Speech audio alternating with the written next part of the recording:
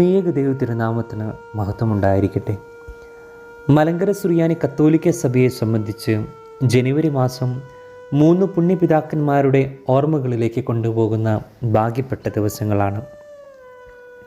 അതിൽ സഭയുടെ ആദ്യ നാളുകളിൽ ദൈവം കാണിച്ച വഴികളിലൂടെ ഇടയശബ്ദമായി നിന്നുകൊണ്ട് ഐക്യത്തിൻ്റെ കാഹളങ്ങൾക്ക് ചുക്കാൻ പിടിച്ച വ്യക്തിത്വമാണ് ഭാഗ്യസ്മരണാർഹനായ archbishop Joseph Mar Severios മെത്രാപ്പൊലീത്ത. എനിക്കിഷ്ടപ്പെട്ട ഇടയന്മാരെ ഞാൻ നിങ്ങൾക്ക് നൽകും, അവർ ജ്ഞാനത്തോടും വിവേകത്തോടും കൂടെ നിങ്ങളെ പാലിക്കുമെന്ന ജെറമിയ ദീർഘദർശിയുടെ പുസ്തകത്തിൽ എഴുതിയ പോലെ ജ്ഞാനത്തിൻ്റെയും വിവേകത്തിൻ്റെയും ഉത്തമ മാതൃകയോടെ തൻ്റെ സത്യാന്വേഷണ യാത്രയിൽ സത്യവിശ്വാസത്തെ കൈമുതലാക്കി പുനരൈക്യത്തിൻ്റെ വലിയ മാധുര്യം ആസ്വദിച്ച വ്യക്തിത്വമാണ് മാർ സേവേറിയോസ്.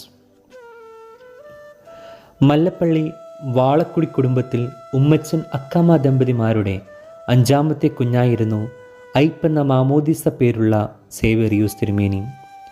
തൻ്റെ സ്കൂൾ വിദ്യാഭ്യാസം പൂർത്തിയാക്കി 13ാം വയസ്സിൽ കോട്ടയത്ത് വെച്ച് പുലിക്കോട്ടിൽ തിരുമേനി ഐപ്പിന് കോറിയോ പട്ടം നൽകി.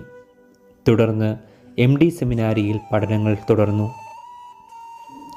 ഈ കാലയളവിലാണ് PT ഗീവർഗീസ് എന്ന മലങ്കരയുടെ പുനരൈക്യ ശില്പി മാർ ഇവാനിയോസ് പിതാവുമായി അടുപ്പമുണ്ടാകുന്നതും വട്ടശ്ശേരിയിൽ തിരുമേനിയോടൊപ്പം ജീവിക്കുന്നതും സുറിയാനി ഭാഷയിൽ പാണ്ഡിത്യം നേടുന്നതും. BA പഠനത്തിനായി തൃശ്ശിന പള്ളിയിലേക്ക് പോവുകയും അക്കാലത്ത് മാർ ഇവാനിയോസ് പിതാവ് സെറാംബൂർ യൂണിവേഴ്സിറ്റിയിൽ പ്രൊഫസറായി നിയമിതനാവുകയും അദ്ദേഹത്തിൻ്റെ ശിക്ഷണത്തിൽ പഠനം പൂർത്തിയാക്കുകയും ചെയ്തു. ബ്രഹ്മോവർ മിഷനിലെയും തിരുവല്ല MGM സ്കൂളിലെ അധ്യാപക വൃത്തിയും ജോസഫ് ഷെമ്മാശൻ്റെ വളർച്ചയ്ക്ക് ആക്കം കൂട്ടി. 1929 വൈദികനായി. ഈ കാലഘട്ടത്തിലാണ് മാർ ഇവാനിയോസ് പിതാവും മാർ തെയോഫിലോസ് പിതാവും സാർവത്രിക സഭാ കൂട്ടായ്മയിലേക്ക് പുനരൈക്യപ്പെടുന്നത്.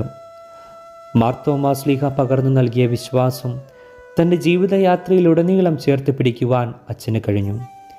പുനരൈക്യ ശ്രമങ്ങളെ നഖശീകാന്തം എതിർത്ത ജോസഫ് അച്ഛൻ കത്തോലിക്ക സഭ വേരൂന്നിയ സ്ഥലങ്ങളിലെല്ലാം ഓർത്തഡോക്സ് പള്ളികൾ സ്ഥാപിക്കുവാൻ മുന്നിട്ട് നിന്നു. 1933 ജോസഫ് മാർ സേവേറിയോസ് എന്ന പേരിൽ നിരണം ഭദ്രാസനത്തിൻ്റെ അധ്യക്ഷനായി അഭിഷിക്തനായി. പുനരൈക്യത്തെയും ഗുരുനാഥനായ മാർ ഇവാനിയോസ് പിതാവിനെയും വിമർശിക്കുന്നതിൽ നിന്നും പരിഹസിക്കുന്നതിൽ നിന്നും സേവേറിയോസ് തിരുമേനി പിന്നോട്ടു പോയില്ല. ഒരിക്കൽ യാദൃശ്ചികമായ ഒത്തുചേരലിൽ മാർ ഇവാനിയോസ് പിതാവ് സേവേറിയോസ് പിതാവിനോട് പറഞ്ഞു, അനുഭവം മെത്രാച്ചനെ നേർവഴിക്ക് നടത്തും. 1934 ഭരണഘടന പ്രകാരം സഭയെ സംരക്ഷിക്കുക എന്ന വലിയ ലക്ഷ്യമായിരുന്നു തിരുമേനിക്കുണ്ടായിരുന്നത്.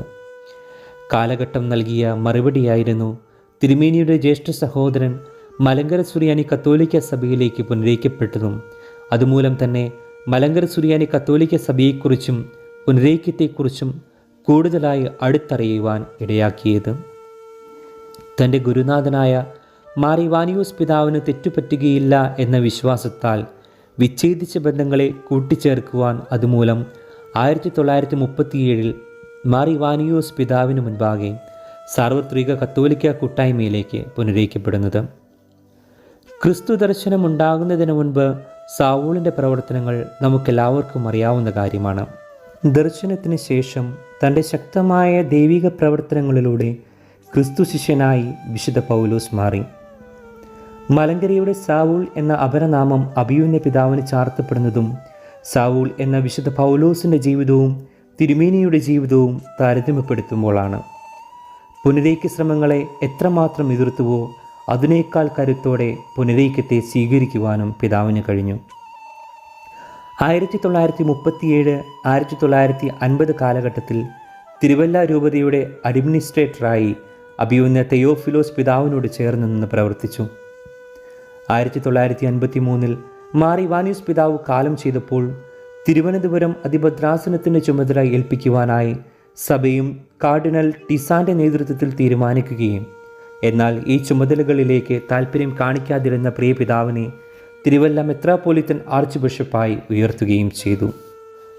തൻ്റെ സഹായമെത്രാനായി സക്കറിയാസ് മാർ അത്തനാസിയൂസ് പിതാവിനെ അഭിഷേകം ചെയ്യുകയും 1955 ജനുവരി 18 മാർ സേവേറിയോസ് മെത്രാപ്പൊലീത്ത കാലം ചെയ്യുകയും ചെയ്തു.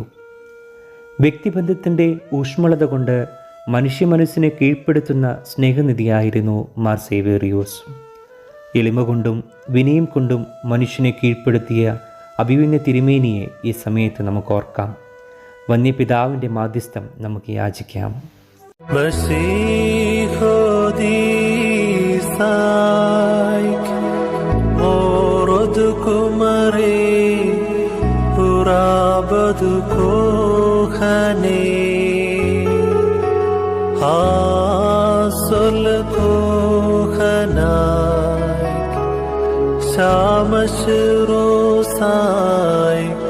Look at this